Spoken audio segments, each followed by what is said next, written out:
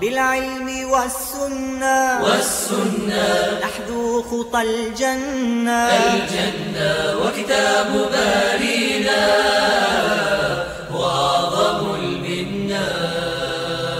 بالعلم والسنة نحذو خطى الجنة وكتاب بارينا هو أعظم المنة.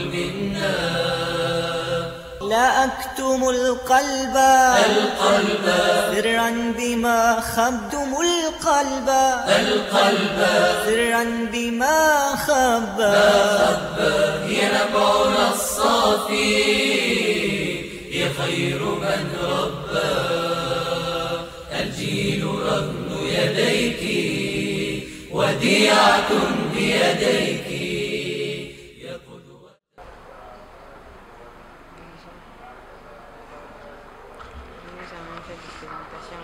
Que celle-ci.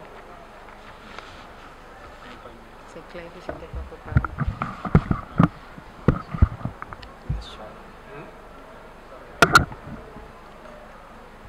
Salam alaikum wa rahmatullah wa barakatuh. Louange à Allah. Nous remercions Allah de nous avoir permis de se retrouver ce matin pour parler d'un thème pertinent, la pudeur. Comme l'a si bien dit ma soeur, la pudeur, elle a presque tout dit. Tout ce que moi je peux ajouter, c'est quelques conseils. On n'a pas besoin de s'exhiber pour évoluer dans la vie. On peut rester pudique et évoluer tranquillement sans problème. Ah, ok, désolé. Comme je le disais, on peut bien rester pudique et évoluer. C'est-à-dire, même... Ah, ok. C'est mon tour, oui. Ok, c'est bon maintenant, ça va?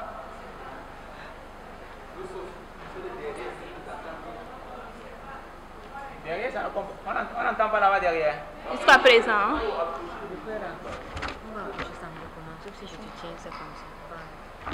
Ok, c'est bon? Ok, machallah. Bon, j'étais de disant que on n'a pas besoin de s'exhiber pour évoluer dans la vie. Quand on est petit, on évolue même plus. Parce que quand tu t'exposes, tu crées des freins, tu crées, comment on appelle ça? Des barrières entre toi. Il y a les enseignants, il y a tes camarades. D'autres, une fois on disait, quand tu es trop belle, tu ne peux pas évoluer. Pourquoi? Qui veut dire que si tu t'exhibes aussi, mais en étant seulement belle, tu peux bien évoluer. Mais si tu t'exhibes, tu montes et que toi-même tu as des formes, je suis aussi belle. Et là, regardez, je suis là aussi. Il ne faut pas seulement regarder mes camarades chrétiens. Alors que c'est pas ça. C'est vraiment pas ça. On peut bien se voiler. Un exemple, quand j'allais à l'école avec mes chaussettes et mon after dress, à Garoua, il faisait vraiment chaud. Quand je le portais, on me disait, mais tu n'as pas chaud. Ça, c'est même quoi ça? Tu ne te fatigues pas tous les jours avec des habits noirs. Tu vas même où comme ça? Est-ce que c'était pour eux que je portais mes habits noirs? Non. C'était pour Allah. Et je n'avais pas chaud. Il a dit, il faut aussi comprendre que la chaleur d'ici, pas monte et de l'eau de là. J'ai choisi quelle chaleur? Je préfère supporter la chaleur de Garoua, mais en étant bien habillé. Et aussi dans les comportements envers les camarades. On s'est dit que parce que c'est nos camarades, il n'y a pas de limite. On peut les enlacer, des fois on est là accroché à un camarade en train de causer. Des fois on parle à un camarade comme si on n'avait même pas reçu d'éducation à la maison. Alors que c'est pas ça. Des fois un enseignant, quand on le parle, on fait ça. C'est pas pudique, c'est pas digne de vous. C'est pas digne de vous. Quand une femme parle, normalement on doit redemander, madame, qu'est-ce que vous avez dit? Oui, tu parles à voix basse, étant avec les yeux baissés, oui, le regard baissé.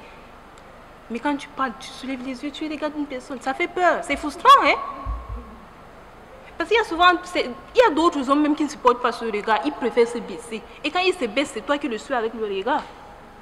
Pour qui te regarde, qu'est-ce qu'il va regarder sur toi? Tu as déjà tout exposé dehors. Et qu'est-ce que ton mari va regarder chez toi, à la maison, chez vous? Rien. Les soirées culturelles, comme elle le disait, j'ai fait tout mon parcours scolaire, jamais assisté. Il n'y a pas d'obligation, on n'est pas obligé d'assister. Parce que souvent on dit, quand tu ne le fais pas, ah, tu n'es pas instruite. Oh, toi tu es une villageoise, tu ne sais rien. Ah bon, c'est pas ça, hein. J'ai été étonnée, j'ai vu les photos. Mes camarades qui venaient le matin, quand il fallait prier, parce que nous on était à l'école, il n'y avait même pas un lieu de prière. Je dis, ben, on peut être musulman ici, on vient fréquenter, il n'y a pas de lieu de prière, on va faire nos prières comment? Bon. Il y a un camarade qui m'a dit, essayons de faire une demande à l'administration. Peut-être qu'on aura une salle. On a rédigé la demande, nous sommes arrivés à l'administration. Ils ont dit, mais comment ça? Pratiquer une religion ici? On a dit, non, on ne fera pas de bruit, on veut juste un endroit où on peut prier.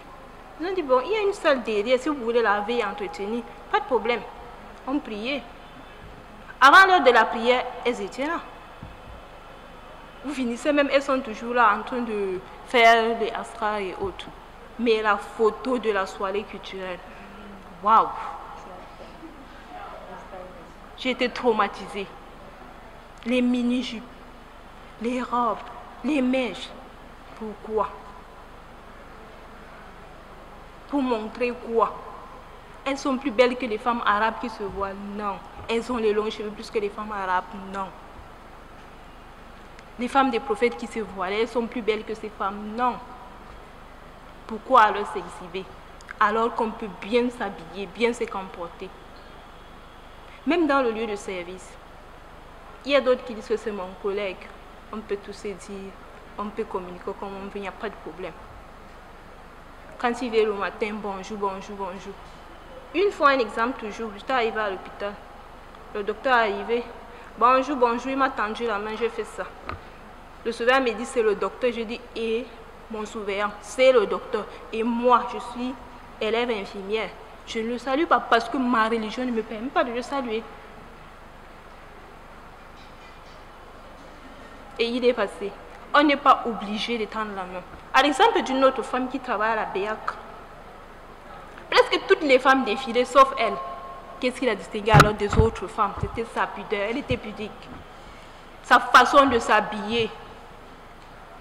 D'autres, c'est dans l'habillement. Quand tu t'habilles, tu vis exposé, tu viens voir ton surveillant, peut-être ou ton enseignant, pour dire, je n'aimerais pas faire telle chose parce que ma religion le permet. Qu'est-ce que tu reflètes physiquement? Il ne voit pas la religion en toi. Alors il ne te prend pas en considération. Il dit, tu vas le faire, tu ne fais pas, tu seras puni. Elle allait voir le directeur. Elle a dit, je ne peux pas défiler parce que... Il a dit, non, sans problème, madame telle. Rien ne vous oblige. Je vous vois même, vous êtes tellement belle, tellement habillée, ou vous donnez même, il faut donner aussi l'exemple aux autres. Parce qu'il y a les entreprises que tu ne peux pas entrer comme tu veux. Tu ne peux pas t'habiller extravagante pour y entrer. Même dans les délégations et les ministères, tu ne peux pas entrer comme tu veux. Qui veut dire que le fait d'être pudique, ce n'est pas seulement dans la religion où on dit qu'on est pudique. Ça englobe toute la vie. Ça englobe dans la parole, la communication, la façon de se comporter, la façon de s'habiller, la façon même de marcher. Des fois, on porte les talons. Cos.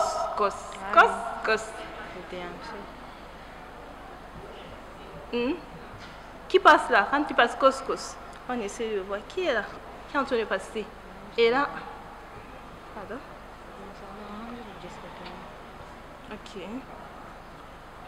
Et là, on essaie de voir qui est en train de passer. Ah, c'est elle. Et qu'est-ce que tu fais? Tu l'excites encore à parler de toi. Un autre péché que tu obliges d'autres personnes à commettre, alors que si tu te voilais convenablement, tu n'allais pas créer d'autres embouteillages. Il y a des fois, quand on arrive même dans les lieux de mariage ou cérémonie, il y a d'autres qui disent, les gens qui ont les imams, là, s'il vous plaît, prêtez-moi, je vais prier. Tu es le imam, tu vas prier. Tu ne savais pas que les heures de prière allaient te trouver au lieu du mariage. Tu ne t'es pas préparé. Pourquoi tu t'es habillé ainsi? Tu as plutôt honte tu n'as pas honte de Dieu, mais plutôt honte des hommes. Alors que, il y a des fois, quand Moi, je dis souvent que quand tu poses un acte qui n'est pas bien, on n'a pas besoin de te dire. Tu le ressens, tu sais bien que ce que tu es en train de faire n'est pas bien. Quand on porte souvent les voiles transparentes, tu vois la personne en train de marcher, elle fait ça. Elle tire par-ci, elle tire par-là. Elle sait qu'elle n'est pas couverte. Et pourquoi porter alors? Alors que les hijabs sont même plus moins chers, non? Les lafailles, c'est 5 000, 6 000. Hijab, 3 000, 2 500. 3 000 jusqu'en bas, 2 500. Et tu es tellement belle à l'intérieur.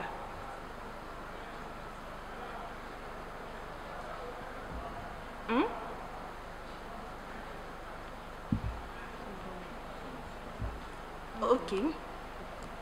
Bon. C'est presque tout ce que je voulais dire.